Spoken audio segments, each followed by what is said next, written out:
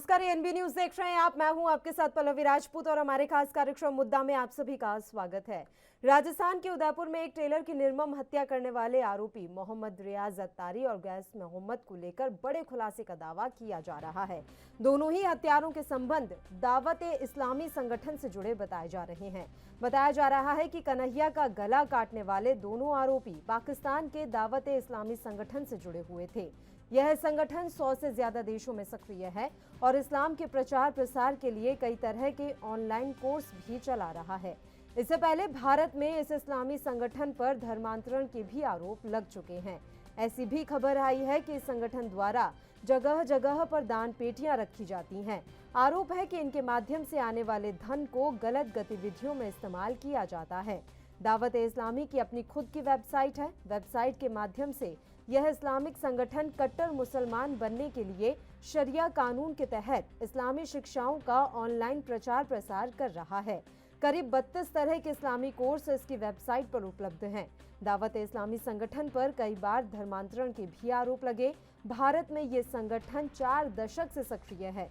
शरिया कानून का प्रचार प्रसार करना और उसकी शिक्षा को लागू करना इसका महत्वपूर्ण उद्देश्य माना जाता है। अब सवाल ये है कि इस तरह के संगठन और उनकी ऑनलाइन गतिविधियों पर आखिरकार सरकार की नजर क्यों नहीं जाती।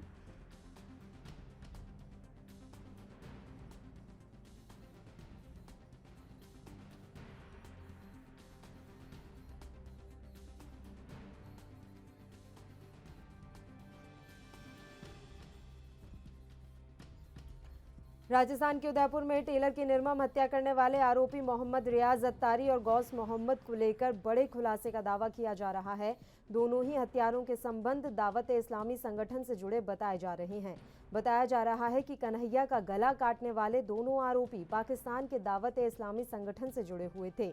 यह संगठन 100 से ज्यादा देशों में सक्रिय है और इस्लाम के प्रचार प्रसार के लिए कई तरह के ऑनलाइन कोर्स भी चला रहा है। इससे पहले भारत में इस इस्लामी संगठन पर धर्मांतरण के भी आरोप लग चुके हैं। ऐसी भी खबरें आई हैं कि इस संगठन द्वारा जगह जगह पर दान पेटियां रखी जाती हैं। आरोप है कि इनके माध्यम से आने वाले धन को गलत गतिविधियों में इस्तेमाल किया जाता है। दावत-ए-इस्लामी की अपनी खुद की वेबसाइट है। वेबसाइट के माध्यम से यह इस्लामिक संगठन कट्टर मुसलमान बनने के लिए शरिया कानून के तहत इस्लामी शिक्षाओं का ऑनलाइन प्रचार प्रसार कर रहा है। करीब 32 तरह के इस्लामी कोर्स इसकी वेबसाइट पर उपलब्ध हैं। भारत में ये संगठन 4 दशक से सक्रिय है। शरिया कानून का प्रचार प्रसार करना और उसकी शिक्षा को लागू करना इसका महत्वपूर्ण उद्देश्य माना जाता है। अब सवाल यह है कि इस तरह के संगठन और उनकी ऑनलाइन गतिविधियों पर आखिर सरकार की नजर क्यों नहीं जाती। राजस्थान के उदयपुर में जो हत्याकांड हुआ है उसका पाकिस्तान का कनेक्शन अब सामने आ गया है। दावत-ए-इस्लामी संगठन से जुड़े ये दोनों आरोपी बताए जा रहे हैं और अब जानकारी मिल रही है कि यह संगठन 100 से ज्यादा देशों में सक्रिय है। खुद भारत में 4 दशक से यह संगठन अपने प्रचार प्रसार कर रहा है। इसके अलावा ये जानकारी मिली है कि शरिया कानून के तहत एक कट्टर मुसलमान बनने के लिए यहाँ पर शिक्षा दी जाती है। वहीं उदयपुर में जघन्य हत्या के बाद पूरे शहर में जगह जगह पुलिस की तैनाती कर दी गई है। 7 थाना क्षेत्रों में कर्फ्यू लगा दिया गया है। वहीं पूरे राजस्थान में 24 घंटे के लिए इंटरनेट बंद है। टेलर कन्हैया लाल के अंतिम संस्कार में भारी संख्या में लोग जुटे। भारी पुलिस सुरक्षा के बीच कन्हैया लाल के अंतिम संस्कार का इंतजाम किया गया।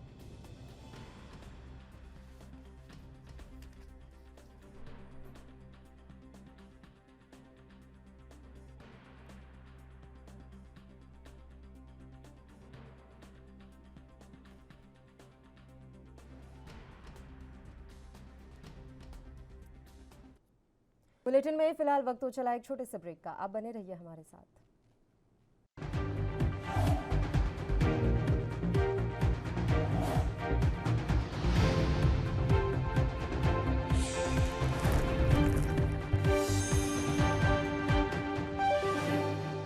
उदयपुर में जघन्य हत्याकांड जो हुआ है उसने सभी की नींद उड़ा दी है और लगातार गहलोत सरकार अब सवालों के घेरे में घिरती हुई नजर आ रही है। इस मसले पर आ रही प्रतिक्रियाएं पहले आपको सुनाते हैं, उसके बाद चर्चा की शुरुआत करेंगे।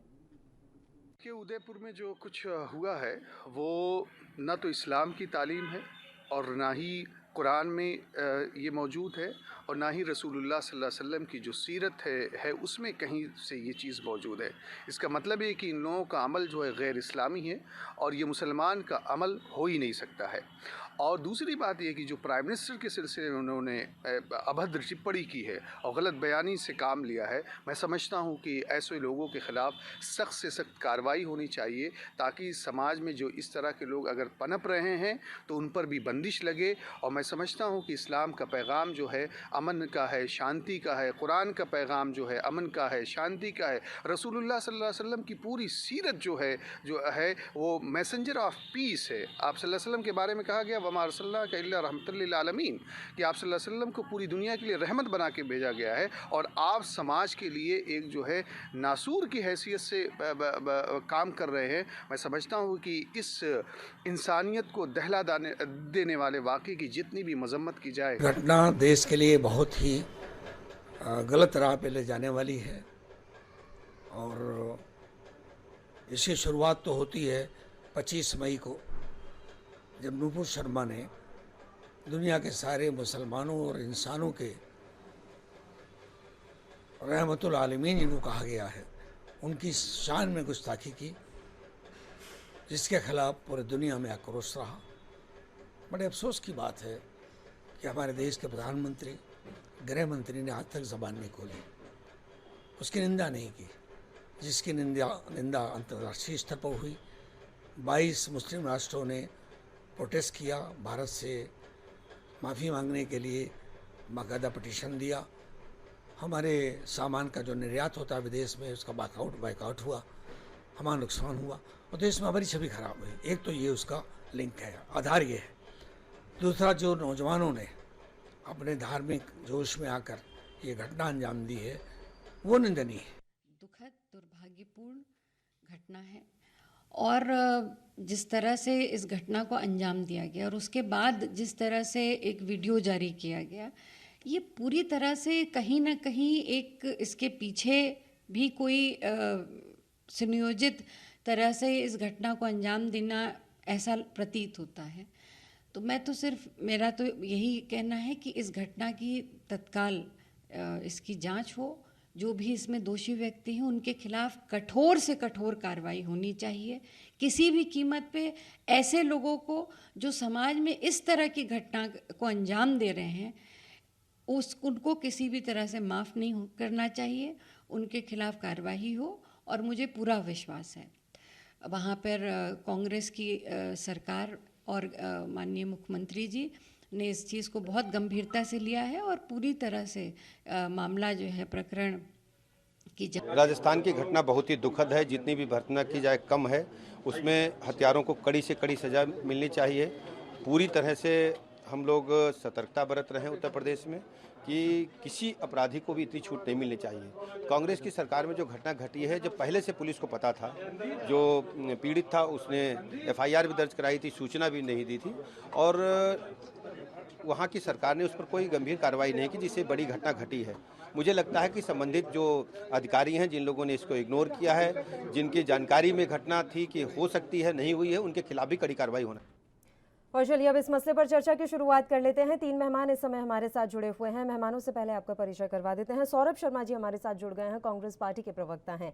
दिलीप यशवर्धन जी राजनीतिक विश्लेषक के तौर पर इस समय हमारे साथ जुड़े हुए हैं और शुभेंदु शेखर अवस्थी जी हमारे साथ जुड़ गए हैं, भारतीय जनता पार्टी के प्रवक्ता। तीनों ही मेहमानों का स्वागत है ANB न्यूज़ पर। सौरभ जी, शुरुआत आपके साथ करना चाहेंगे। गहलोत सरकार से क्या वाकई में अब राज्य की कानून व्यवस्था संभल नहीं रही है? क्योंकि ये पहला मुद्दा नहीं है। 4 साल में 6 बड़े दंगे आपके राज्य में हुए हैं। आखिर क्या वजह है? और हर बार बस ये कह देना कि प्रधानमंत्री को आगे आकर अपील करनी चाहिए, क्या काफी है? जी नुपुर जी, मैं आपको पल्लवी बात कर रही हूँ सर, पल्लवी बात कर रही हूँ स्टूडियो से। पल्लवी जी, आपको मैं बताना चाहूंगा कि मैं उदयपुर से ही हूँ, जहाँ पर ये घटना घटी है। ये मेरे घर से निवास है, कुछ ही किलोमीटर की दूरी पर है। और राजस्थान सरकार ने अपनी मुस्तैदी दिखाते हुए आरोपियों को भी कल ही पकड़ लिया। मुख्यमंत्री जी ने भी कहा है, चाहे वो किसी भी धर्म से, समुदाय से हो, अपराधियों को सख्त से सख्त सजाई दिलाई जाएगी और कोई भी इसके अंदर ढिलाई नहीं बरती जाएगी। एक फास्ट ट्रैक कोर्ट भी इसके अंदर माननीय मुख्यमंत्री जी बना रहे हैं। दूसरा जो आपका सवाल है कि प्रदेश के अंदर ये घटनाएं बढ़ रही है, तो मैं आपको बताना चाहूंगा कि जब से मोदी सरकार इस देश के अंदर आई है 2014 से, आप सिर्फ राजस्थान को छोड़ दीजिए, हर राज्य के अंदर और जहां भी चुनाव होने वाले होते हैं, चाहे बंगाल हो, चाहे उत्तर प्रदेश हो, चाहे महाराष्ट्र हो, हर जगह ये घटनाएं होती है।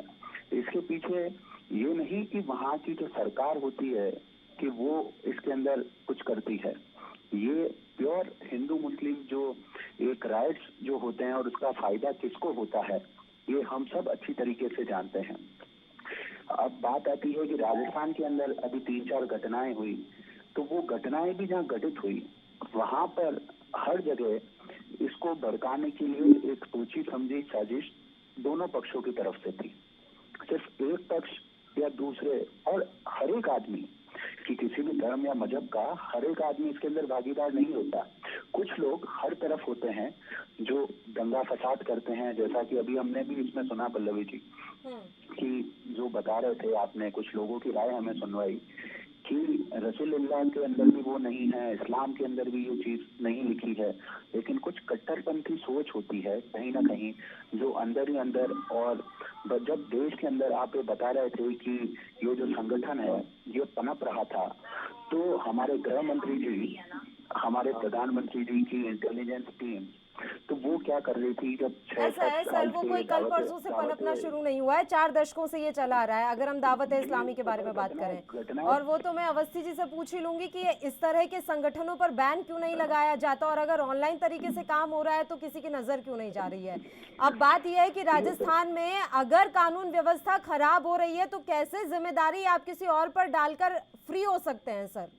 बात सिर्फ इन सांप्रदायिक दंगों की नहीं है ना, आप वहां रेप की घटनाएं देख लीजिए, दलितों पर अत्याचार की घटनाएं देख लीजिए, पूरा सब कुछ कैसे केंद्र की जिम्मेदारी हो सकती है, फिर तो आप उन्हीं को सरकार सौंप दीजिए। आप देखिए कि रेप की जो घटनाएं हैं, यहाँ पे जो रेप की भी घटनाएं हुई है उसके अंदर अपराधी को पकड़ लिया गया है। ऐसा नहीं है कि बीजेपी की तरह बचाया गया है। अच्छा। उत्तर प्रदेश में आप उन्नाव की देख लीजिए, उन्नाव की देख लीजिए, दूसरी जगह की घटनाएं देख लीजिए, वहाँ पे अपराधी खुद बीजेपी के लोग हैं, खुद बीजेपी के नेता हैं। पता है ना सोनिया गांधी के सचिव के ऊपर किसने केस किया है, अभी मत जाइए उस बात पर सर, बहुत बुरी तरह घिर जाएंगे आप। और अभी रिसेंट का केस है सोनिया गांधी के सचिव का, तो अभी इन सब बातों पर ना जाएं आप। और आपके विधायक क्या क्या बयान देते हैं विधानसभा में, उसकी लंबी फेहरिस्त भी है मेरे पास, तो अभी इस मसले पर ना जाएं। आप ये बताएं कि राजस्थान में किस तरीके से कानून व्यवस्था संभाल पाएंगे।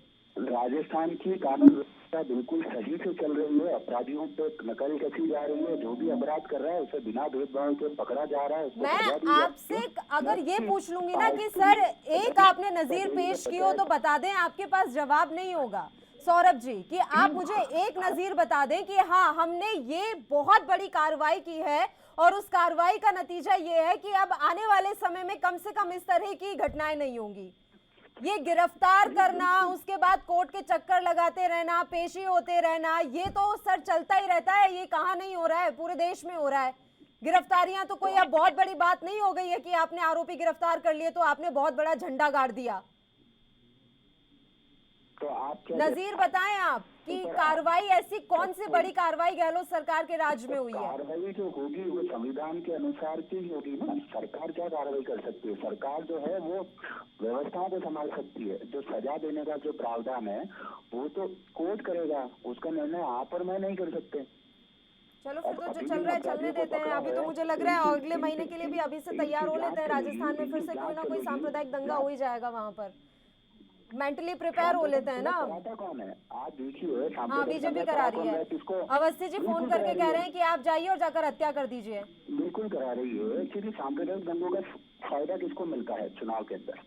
आप देखिए, जब कांग्रेस पार्टी जो है वो हमेशा शांति की अपील करती है, लेकिन अभी भी आप बीजेपी के कई नेताओं को सुन लीजिए, राजस्थान के मैं भी सुन रहा था, तो प्रत्यक्ष तौर पर सीएम जी से इस्तीफा मांग रहे हैं। जबकि ऐसे माहौल के अंदर दोनों पार्टियों को साथ आकर दोनों पक्षों से, समुदायों से शांति। मैं उस सियासत में जा नहीं रही हूँ सौरभ जी। ऐसा है ना कि ये तो चलता रहता है पक्ष विपक्ष में। ये इस्तीफा मांग लेना कोई बहुत बड़ी बात नहीं हो गई, और ऐसा मांग लेने से कोई दे भी नहीं देता है। आप ना जाने कितनी बार योगी आदित्यनाथ का इस्तीफा मांग चुके होंगे। ऐसे गंभीर विषय के ऊपर आप अगर राजनीति करेंगे तो उसकी निंदा की जाएगी।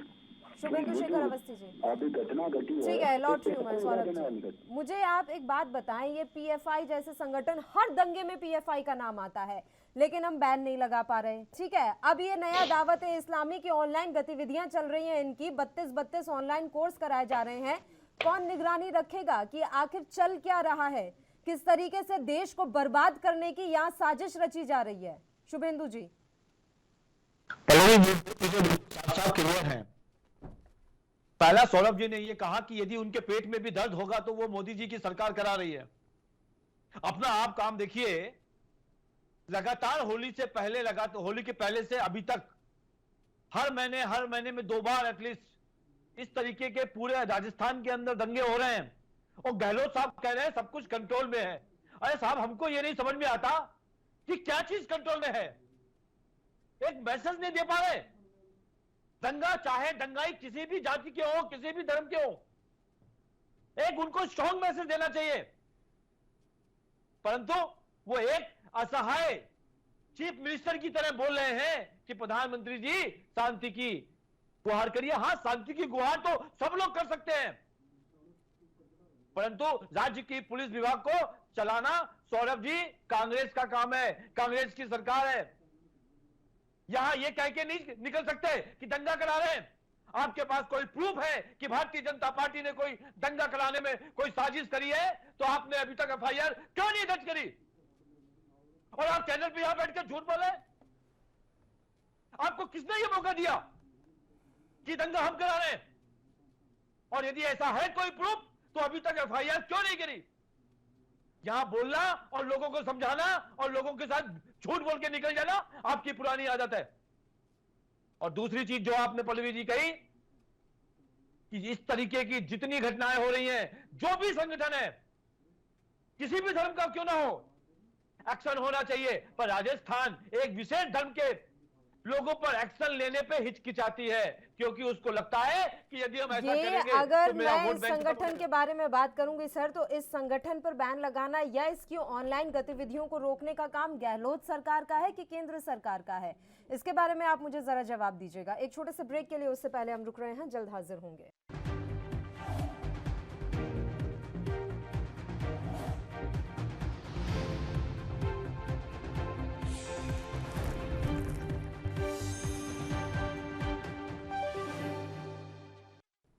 ब्रेक के बाद एक बार फिर से आप सभी का स्वागत है। एक बार फिर से हम चर्चा की शुरुआत कर लेते हैं। बताइए अवस्थी जी, ये तो गहलोत सरकार का काम है नहीं कि इस तरीके की ऑनलाइन गतिविधियों पर नजर रखी जाए, क्योंकि ये पूरे देश में काम कर रहा है सर। और इस संगठन पर अगर आपको बैन लगाना है या इस ऑनलाइन गतिविधि पर नजर रखना है तो ध्यान तो आप लोगों को देना पड़ेगा। और भी तो कई मीडिया चैनल्स या छोटे मोटे यूट्यूब चैनल्स पर भी कार्रवाई होती रहती है ना, तो इस तरह का कोई बड़ा एजेंडा सोचकर काम कर रहा है, उस पर हमारा ध्यान नहीं। देखिए पल्लवी जी, इस जो वेबसाइट जिस पे ये इस तरीके की ट्रेनिंग दे रहे हैं और इसका जो नाम अब पहली बार आया है, इसके पहले किसी घटना में नहीं आया है और नाम आया है, और यदि इसके ऊपर जांच पूर्ति हो जाती है, जांच पूरा चेक हो जाता है कि इनका इसमें हाथ है, तो इस पर जरूर एक्शन होगा। हमने लगभग 350 इस्लामिक वेबसाइट और उसके संगठनों को बैन कर रखा है। और यदि जब हम बैन करते हैं ना, तो यही सब कांग्रेस के लोग और वहां जंतर मंतर पे खड़े होके चिल्लाते हैं और कहते हैं कि हमारे ह्यूमन राइट्स को कहीं ना कहीं दबाया जा रहा है। ये बड़ा दोगले लोग हैं। यदि हम एक्शन ले रहे हैं तो कहते हैं नहीं भाई साहब, कोर्ट पे हम जाएंगे, ये नहीं होना चाहिए। जो पत्थर मार रहे हैं उन पर बुलडोजर चलता है तो ये लोग कहते हैं कि गरीब का घर क्यों तोड़ रहे हो। अरे पत्थर मारने वाले कभी गरीब हो सकते हैं क्या? वो तो देश के आतंकवादी लोग हैं। उनका घर, उनका कारोबार सब तोड़ना चाहिए। परंतु ये बात जब भी यूपी सरकार करती है या कोई और सरकार करती है, यही कांग्रेस के लोग घड़ियाली आंसू बहाने चले आते हैं, क्योंकि इनको लगता है एक विशेष धर्म के ऊपर यदि हम उनकी गलतियों पर भी एक्शन लेंगे तो हमारा वोट बैंक ना चला जाए। ये जो तुष्टीकरण की नीति है ये गलत है। और मैं बिल्कुल कहता हूं, कोई भी धर्म हो, कोई भी जाति के लोग इस तरीके का कर रहे हैं, एक्शन होना चाहिए। भारत को बचने नहीं देना चाहिए। यदि इन्होंने पहली घटना पर ही एक्शन लिया होता, जब आगजनी हुई थी, तो आज शायद ये 5वीं, 7वीं या 8वीं घटना पिछले 6 महीने में नहीं होती है। हर बार ये कहते हैं कि हमारा राजस्थान में सब लॉ एंड ऑर्डर कंट्रोल है। जब ये कह रहे होते हैं तो राजस्थान के किसी कोने पर दंगा हो रहा होता है। ये कैसी बातें करते हैं सौरभ जी कि केंद्र को करना चाहिए, केंद्र कर प्रधानमंत्री रहा है। की चुप्पी क्या बता रही है अवस्थी जी? कई बार ऐसे बड़े मौके आते हैं जहां पर प्रधानमंत्री चुप हो जाते हैं और हर कोई उनको सुनना चाहता है या उनके विचार जानना चाहता है, लेकिन उस समय ये चुप्पी कहीं ना कहीं खलती है कि आखिर अब आप चुप क्यों हैं? पूरे देश में सांप्रदायिक दंगे हो रहे हैं, जगह जगह हिंसा भड़क रही है। एक बार तो आगे आना पड़ेगा ना सर, वो तो अपने आप को इस देश का चौकीदार बताकर आए थे सत्ता में, तो अब अपील करने से पीछे नहीं हटना चाहिए, हमें ऐसा लगता है। ठीक है, मैं लौटूंगी अवस्थी जी। एक रिएक्शन दिलीप जी का ले लेते हैं, वो भी काफी देर से हमारे साथ चर्चा में शामिल हो रखे हैं। दिलीप यशवर्धन जी, ये सांप्रदायिक हिंसा जो है वो आखिर क्यों भड़क रही है? हर जगह इस तरह के दंगे, बात सिर्फ राजस्थान की नहीं है ना, पूरे देश में इस तरह के माहौल बना हुआ है, जगह जगह से ऐसी घटनाएं, ऐसी तस्वीरें सामने आ रही हैं। कहां से ये असंतोष फैल रहा है और क्यों? पल्लवी जी, सबसे पहले तो मृतक आत्मा को लेना है और अपने परिवार के प्रति पूरी सहानुभूति। और ये इस देश का सौभाग्य कह लीजिए और राजनीतिक पार्टियों का सौभाग्य कह लीजिए कि जब भी कोई घटना होती है तो उन्हें राजनीति करने का मौका मिलता है। अब भारतीय जनता पार्टी का सौभाग्य है कि इसमें उनकी सरकार नहीं है, पार्टी का सौभाग्य है कि इसमें उनकी सरकार नहीं है। उनके प्रदेश में इस तरह की घटनाएं हो रही है तो इल्जाम उन्हीं की तरह आएगा कि लॉ एंड ऑर्डर को कंट्रोल करने की राज्य सरकार की होती है। मीडिया रिपोर्ट ये कहती है कि इस संगठन से दोनों लड़के जुड़े हुए हैं, वो पिछले 4 दशकों से इस देश में काम कर रहा है। और अभी भाजपा के प्रवक्ता ने कहा कि ये पहली घटना हमारी जानकारी में आई। इसका मतलब 40 सालों से ये संगठन भारत में काम कर रहा है और कभी कोई घटना सामने नहीं आई है।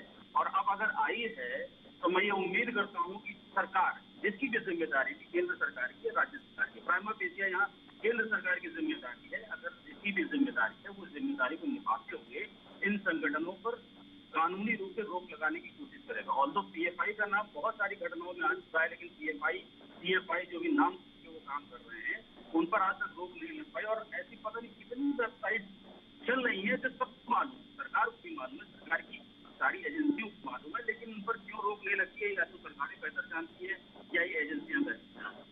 लेकिन ये जो घटना राजस्थान में हुई, इस घटना को पूर्णतः मानवीय कहा जाएगा। कहीं से भी न तो समाज हित में है, न देश हित में है, और लॉ एंड ऑर्डर की हैसियत को ये घटना उड़ाती और इसकी पूरी की पूरी जिम्मेदारी गहलोत सरकार को पड़ जाती है।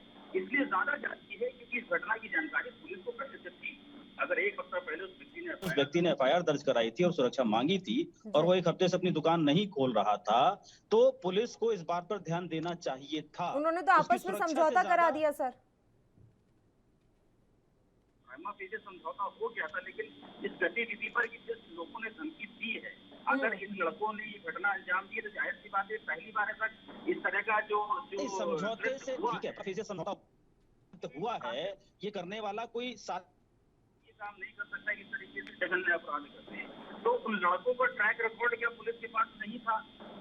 जो जिस संगठन से वो जुड़े थे उस संगठन की जानकारी है वो ढूंढने की पुलिस ने कोशिश क्यों नहीं की? इसका मतलब पुलिस ने लापरवाही करी है वहाँ पर। बिल्कुल। और वो व्यक्ति, और सबसे बड़ी बात ये होती है, सबसे बड़ी बात पल्लवी ये होती है कि ये घटना जिस कारण से अंजाम ले पाई है, क्या हम उस कारण पर बात कर रहे हैं?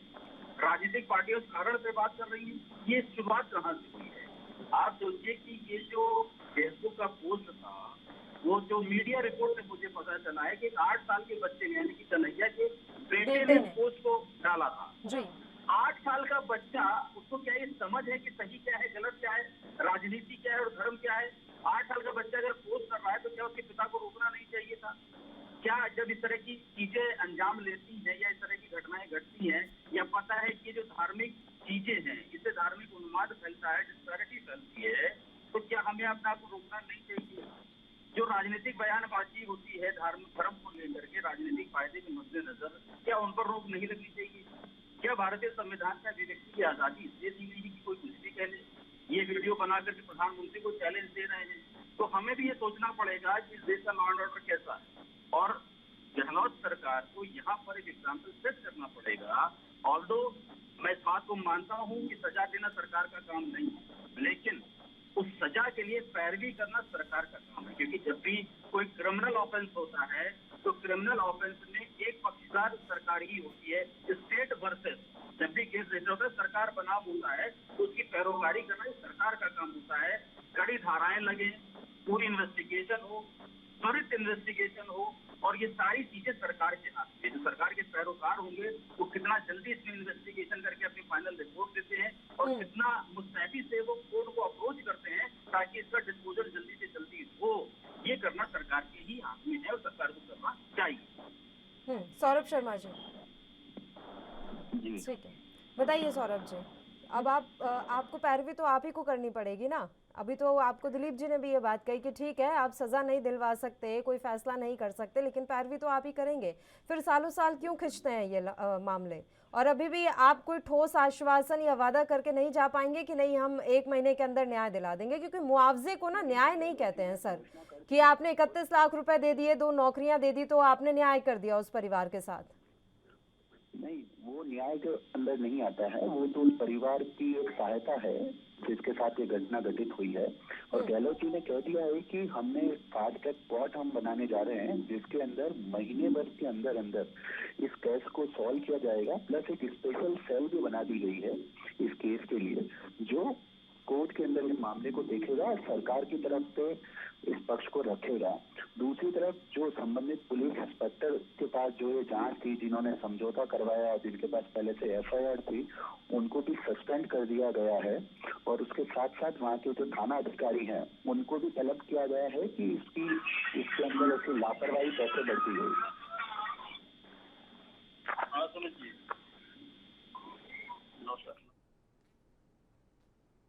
सौरभ जी तक आवाज नहीं पहुंच रही है। अवस्थी जी, आपको आवाज मिल रही है?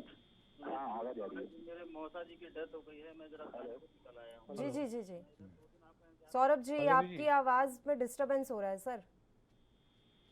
कोई बात नहीं। हेलो हेलो, कल सुबह मेरी आवाज आ रही है आपको? ठीक है, अब आप अपनी बात जारी रखिए, पहले आपकी आवाज में डिस्टरबेंस हो रहा था। ठीक है, अभी प्रॉपर है। तो मैं बताना चाह रहा हूँ कि गहलोत जी ने एक फास्ट ट्रैक कोर्ट इसके अंदर के लिए कह दिया है कि फास्ट ट्रैक कोर्ट के अंदर इस पूरे केस को चलाया जाएगा, जो महीने भर से लेके 2 महीने के अंदर इसके अंदर सारी जो कार्रवाई है उसको कंप्लीट कर इनको सजा दिलवाई जाएगी। और इसके साथ साथ जो जांच है उसके अंदर भी गहलोत सरकार ने इनकी नार्को जांच की भी एक मांग करी है। साथ ही एनआईए को भी जो है केस सौंपने की तैयारी राज्य सरकार कर रही है, जिसमें इनका कोई अगर पाकिस्तानी कनेक्शन है या बाहर से कोई फंडिंग इनको हो रही है जिसकी भी जांच हो पाए। उसके साथ साथ जो संबंधित थाना का जो इंस्पेक्टर जिनके पास ये जांच थी उनको निलंबित कर दिया गया है और थाना अधिकारी को भी तलब किया गया है कि इस पूरे विषय के अंदर कोताही कैसे बरती गई, क्या पूरी घटना रही, कहाँ चूक हुई है, इंटेलिजेंस की हो ठीक है सौरभ जी, हम तो यही उम्मीद करेंगे कि इस मसले का आप जल्द से जल्द हल निकालें, क्योंकि पीड़ित परिवार को न्याय मिलने में देरी नहीं होनी चाहिए, ये हम सभी को देखना है। अभी समय की कमी है इसलिए मैं आपको रोक रही हूँ। आप तीनों ही मेहमानों का शुक्रिया चर्चा करने के लिए, आप हमारे साथ जुड़े, आपने अपना वक्त हमें दिया। तो राजस्थान के उदयपुर में सांप्रदायिक दंगे इस समय भड़के हुए हैं और उसकी वजह यह है कि दिन दहाड़े एक टेलर की हत्या कर दी जाती है क्योंकि उस टेलर ने नुपुर शर्मा के समर्थन में पोस्ट किया था। अब देखने वाली बात यह रहेगी कि क्या गहलोत सरकार, जो राज्य में कानून व्यवस्था इस समय बिगड़ी हुई है, उसे समय रहते सुधार पाती है। इसी के साथ मुद्दा में फिलहाल के लिए इतना ही। मुझे दीजिए इजाजत। देश और प्रदेश के तमाम ताज़ा खबरों के लिए आप देखते रहिए ANB न्यूज़। नमस्कार।